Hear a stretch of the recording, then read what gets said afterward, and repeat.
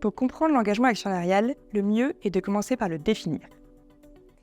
Il se caractérise par l'influence des investisseurs sur les pratiques des entreprises au travers de la mise à profit de leur position d'actionnaire. On peut aussi le désigner comme le fait pour un investisseur de prendre position sur des enjeux de nature financière ou stratégique, mais également sociétale, qui participent à la vie de l'entreprise et de ses performances, donc l'intéresse directement en tant qu'actionnaire.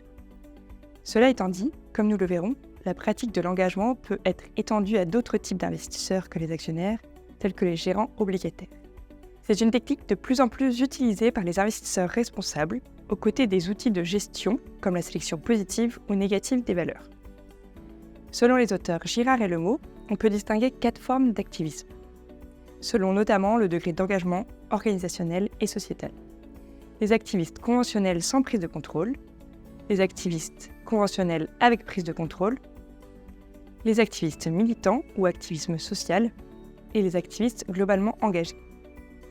L'activisme s'est transformé au fil du temps, passant d'un processus de contestation initié par un ou plusieurs actionnaires minoritaires mécontents, soit des performances financières de l'entreprise, soit de son système de gouvernance, à une action avec une visée d'intérêt général. On peut faire remonter l'engagement actionnarial tel qu'exercé de nos jours par les investisseurs responsables aux années 60, à l'époque des grands mouvements politiques et sociaux qui ont marqué la société américaine, lors desquels divers groupes d'intérêt ont mis l'accent sur des questions touchant l'environnement, la protection des consommateurs, les droits fondamentaux ou encore le bien-être public. Puis, les scandales financiers du début des années 2000 ont fait émerger un nouveau mouvement social, proche de l'activisme social et institutionnel, qualifié aussi bien de Corporate Social Responsibility Shareholder Activism que d'engagement. La création de l'initiative onusienne The Principle for Responsible Investment en 2006 a contribué à accélérer le phénomène, un des principes incitant expressément les signataires à mettre en place des lignes directrices pour soutenir un actionnariat actif et des stratégies permettant un engagement qui prend en compte les questions de gouvernance, mais aussi les questions sociales et environnementales. Un peu plus tard, l'émergence des Stewardship Codes, le premier voyant le jour au Royaume-Uni en 2010, a aussi permis de promouvoir des principes de bonne gouvernance des entreprises par les investisseurs. Enfin, en 2017, la directive européenne sur les droits des actionnaires vient encore renforcer les pratiques d'engagement actionnarial avec une obligation pour les investisseurs de publier une politique d'engagement et de rendre publique chaque année la manière dont cette politique est mise en œuvre, notamment en matière de vote. Il existe différents moyens d'exercer un engagement actionnarial. Il commence généralement par un dialogue privé, individuel ou collectif, entre l'investisseur et l'entreprise. Le vote fait partie des instruments à la disposition des actionnaires d'une entreprise pour exprimer leur position vis-à-vis de la gouvernance et des finances, mais aussi, de plus en plus, de sa stratégie de durabilité, en premier lieu climatique. Aujourd'hui, les taux de vote des actionnaires aux assemblées générales sont élevés.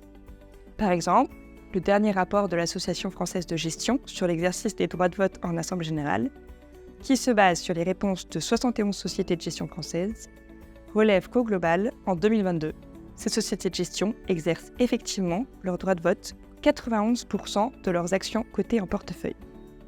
Le vote est un moyen pour les actionnaires de s'exprimer sur des points de gouvernance essentiels, comme par exemple la nomination ou le renouvellement des administrateurs du conseil, la rémunération des dirigeants ou encore l'approbation du dividende. Par exemple, les résolutions sur les rémunérations des dirigeants sont désormais obligatoires dans toute l'Union européenne depuis l'adoption de la version révisée de la directive droits des actionnaires en 2017.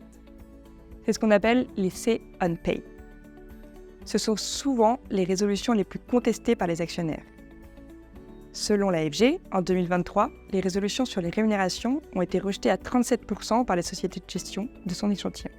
Toutefois, les cas dans lesquels une majorité de votes contestataires amenant au rejet de la résolution restent minoritaires. On peut tout de même noter quelques cas emblématiques comme Renault en 2016, CGG en 2019, Stellantis en 2022 ou encore Unilever en 2023. Au regard des enjeux actuels, plusieurs acteurs poussent pour que l'Assemblée générale inclue aussi des résolutions portant sur les enjeux environnementaux des entreprises. Les résolutions appelées Say on Climate, en référence au Say on Pay, sont apparues en 2020, permettant aux actionnaires de se prononcer par un vote sur la stratégie climat des entreprises. Pour le moment, elles n'ont toutefois aucun caractère obligatoire. On voit également émerger des Say on Sustainability. Ces résolutions sont obligatoires dans certains pays, comme la Suisse ou l'Espagne. De manière générale, il devient de plus en plus commun d'aborder les sujets de durabilité au sein de l'Assemblée générale. Par exemple, le Forum pour l'investissement responsable a recensé les questions écrites posées depuis 2020 aux entreprises du CAC 40 par leurs actionnaires. Parmi près de 4400 questions écrites, le FIR compte en moyenne 80% des questions sur des sujets ESG. En Europe, de plus en plus d'investisseurs vont orienter leur vote en fonction des politiques climat des entreprises. Par exemple, un investisseur institutionnel français a récemment ajouté la possibilité de voter contre le renouvellement d'un administrateur en cas d'ambition climatique insuffisante. Cela concerne principalement les entreprises à fort enjeu sur le sujet. Les investisseurs ont à leur disposition d'autres outils que le vote pour tenter d'impacter positivement les politiques ESG des entreprises ou les politiques publiques. Plusieurs moyens peuvent donc être utilisés et sont souvent présentés avec une notion d'escalade. Cela va du dialogue privé au dépôt de résolution, en passant par la communication publique ou encore des questions écrites ou orales en assemblée générale. Par ailleurs, les investisseurs peuvent parfois se regrouper pour avoir plus de poids dans le capital de l'entreprise, mais aussi s'apporter des connaissances et de l'expertise. C'est ce qu'on appelle les coalitions d'investisseurs ou l'engagement collaboratif. La plateforme du FIR en France est un bon exemple, tout comme les PRI à l'international ou encore Climate Action 100+ sur les sujets climatiques. Le dépôt de résolution est un outil assez emblématique, souvent perçu comme la dernière étape du processus d'engagement. Alors qu'elle commence dès les années 70 aux États-Unis, le premier dépôt de résolution ne se fait en France qu'en 2020. Cela s'explique notamment par des règles de dépôt beaucoup plus simples aux États-Unis. Les résolutions peuvent être déposées à partir de 2 000 $ en actions d'une entreprise, si elles sont détenues depuis au moins 3 ans, ce qui est à la portée d'un particulier. En revanche, en France, pour les grandes entreprises, il faut rassembler environ 0,5% du capital, ce qui peut correspondre pour une entreprise du CAC 40 à plus de 12 millions d'actions.